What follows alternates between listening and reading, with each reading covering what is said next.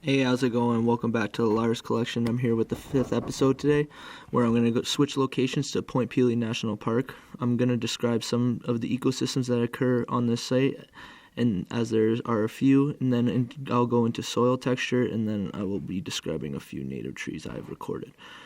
This site is broken up into 5 habitats. The 5 types are sandspit, savanna, marsh, swamp forest, dry forest, and beach.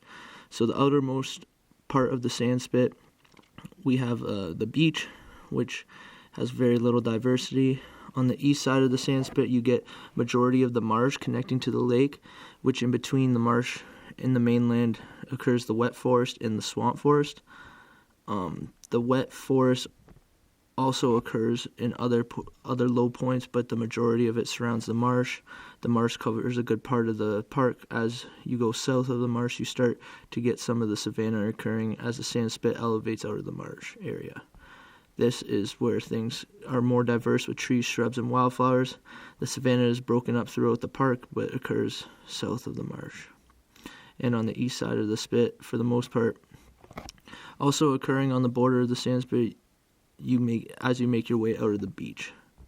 The swamp forest surrounds the marsh as well and is very similar to the wet forest, but with more water, creating ponds and banks for different species to occur.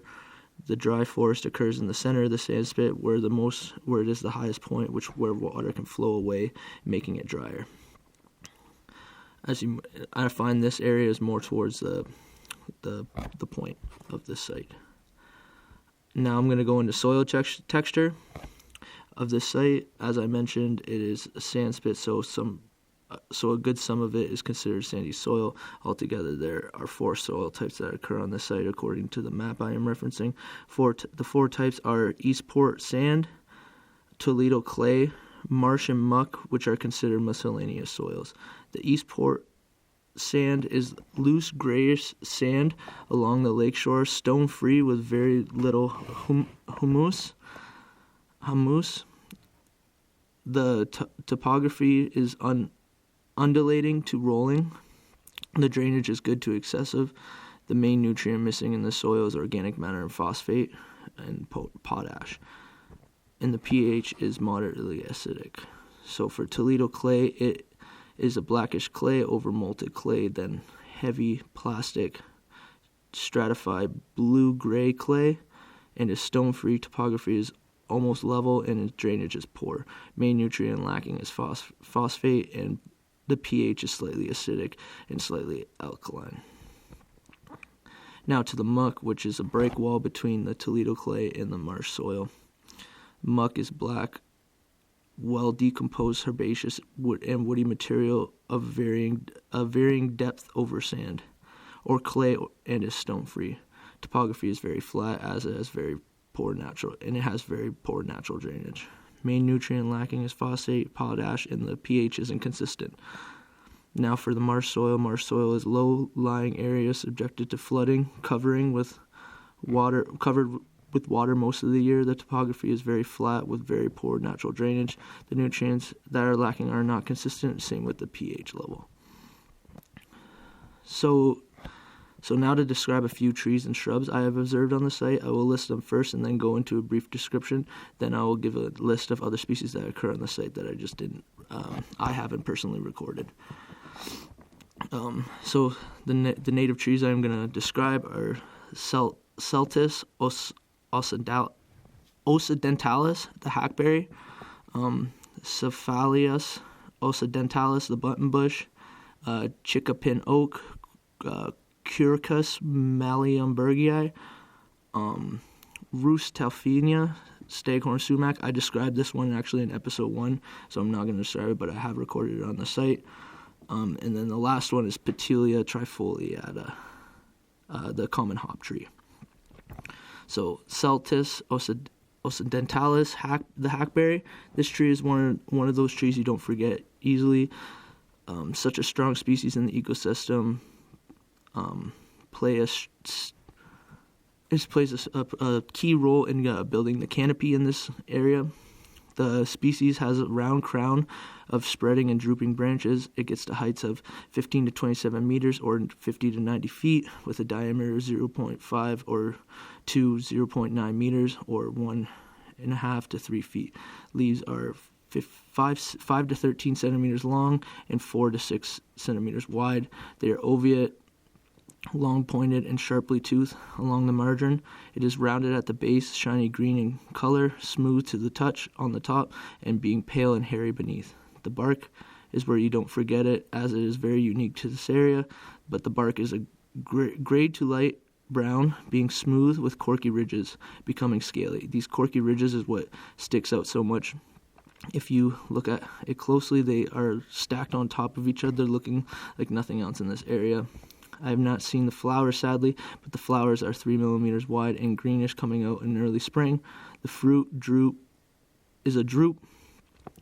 It is 6 to 10 millimeters in diameter and is an orange red to dark purple. The habitat of this species is a river valley or on upland slopes and bluffs in mixed hardwood forest. Its range from southern Ontario to New England, south to Georgia, west to Oklahoma, north to North Dakota. There are a lot of birds that feed on this fruit of this tree, like quail, pheasant, woodpeckers, and cedar waxwing. This observation is in the swamp forest where elevation dips a little before you make your way into the marsh.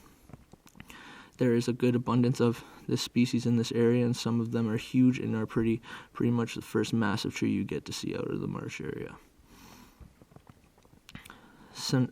Cephalanthus occidentalis, Buttonbush. This species has to be one of my favorite species on the site, mainly because how it grows in this one area. There's old growth of this species on the east side of the point, where it is totally submerged underwater, which gives them the appearance of being like mangrove trees in this growing style. Though it doesn't always grow like this, it does love wet sites. The flower on this is amazing, with bright round clusters of flowers covering the plant. This species is considered a shrub or small tree with many branches, often leaning, with an irregular crown and clusters of white flowers covering the stem.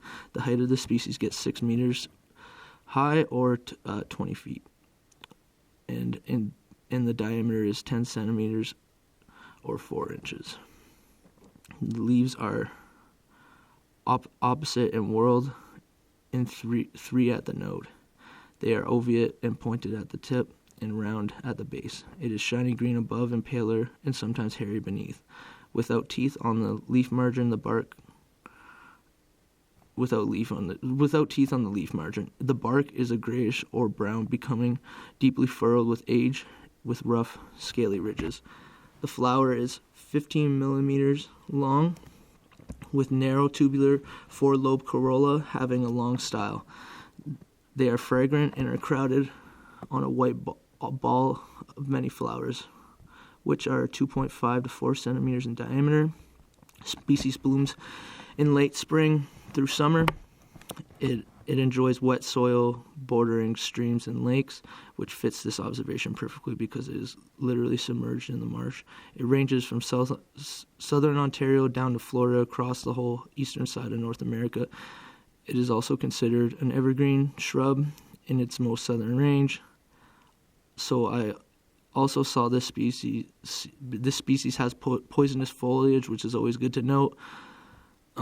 But ducks and shorebirds actually tend to feed on the seeds of this species during their migration in fall. Ptelea trifoliata, the common hoptree.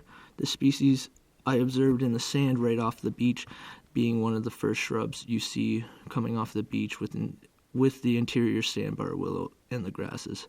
I haven't seen it flower yet, but its fruit is very easy to identify. This species is an aromatic shrub or small tree with a round crown. The bark and crushed foliage has a slight lemon-like odor, but is considered unpleasant. The height of the species is 6 meters or 20 feet. Diameter is 15 centimeters or 6 inches. The leaves are palmately compounded, 10 to 18 centimeters long with 3 leaflets at the end of a long stalk. The leaflets are 5 to 10 centimeters long and 2 to 5 centimeters wide.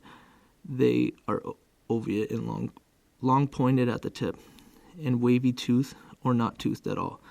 The leaves are hairy when young, being dark green above and pale and hairy beneath. The bark is brownish gray, being smooth and thin and slightly scaly. The flowers are 10 millimeters wide and with 4 to 5 narrow greenish white petals branching into a cluster with male and female and bisexual flowers. The fruit is 22 millimeters in diameter and it is disc-shaped, yellow to brown in a drooping cluster. It honestly reminds me of a lime cut in half with a seed in the center. This species blooms in spring, grows on dry, rocky uplands, and also in valleys and canyons. This area is considered a dry upland this is where the sand starts to rise out of the beach area and into the higher points in the sand spit. Its range is southern Ontario to New York, south to Florida, and west to Texas, north to Wisconsin, and also occurs in Mexico. If you see this tree and identify it, it's most likely in summer when its fruit is exposed in a bright green cluster. Its fruit is unique to other species in the area, so it is easy to identify. Quercus muehlenbergii, Chinakapin Oak. This is another beautiful oak species. It is one of 2 oak species that occur on the site for the most part. The tree has a narrow rounded crown and is known to love limestone uplands. It grows to heights of 15 to 24 meters or 50 to 80 feet with a diameter of 0.6 to 0.9 meters or 2 to 3 feet. The leaves are 10 to 15 centimeters long and 4 to 7.5 centimeters wide, narrowly elliptic and 2 ovated, and slightly thickened and pointed at the tip. It is shiny green above and whitish green with tiny hairs beneath. The bark is light gray and scaly. The habitat of this species is usually limestone outcrops in alkaline soils, including dry bluffs, rocky river banks, and other stands with other oaks. This site is on the Buttonbush Formation, which is made up of 83% limestone and 17% dolomite, according to the rock app. With the sand, it creates a quick drainage, making it dry, and then having limestone underneath is what this tree needs. It is awesome too, where I found this observation is actually a break in the wet forest to the savanna, and it opens up right up. Looks like someone drew a line in the tree line, and it is an open savanna that has a broken up canopy where grasses and wildflowers occur. I've actually seen a mink there one time, which I haven't seen anywhere else in this county before. Now into some other trees and shrubs that occur on the site. We got the Acer rubrum, the red maple, Acer saccharinum, the silver maple, Acer saccharum, sugar maple, Apios americana, the American groundnut, Asamina triobla, the common pawpaw, Ptelea allegensis, yellow birch, Ptelea papifera, the paper birch, Campanius cariolana, the American hornbeam, Cariana ovata, the Shagbark Hickory, Centris canadensis, eastern redbud, Chinakapin Oak, Kentucky coffee tree, Ostrea virginiana, American hop hornbeam, Quercus valtinea, the black oak. Alright, well, that's all I got for today. Hope you took something from this. This was just a brief description for context. There's also way more about this site than I can put in a 15-minute video. I'm just giving you context for the next video, where I'm going to go into some native wildflowers that occur in the Point Pelee National Park. Till then, enjoy these shots while I run a beat for my good friend Jet Ski Jr. Enjoy the rest of your day. Peace.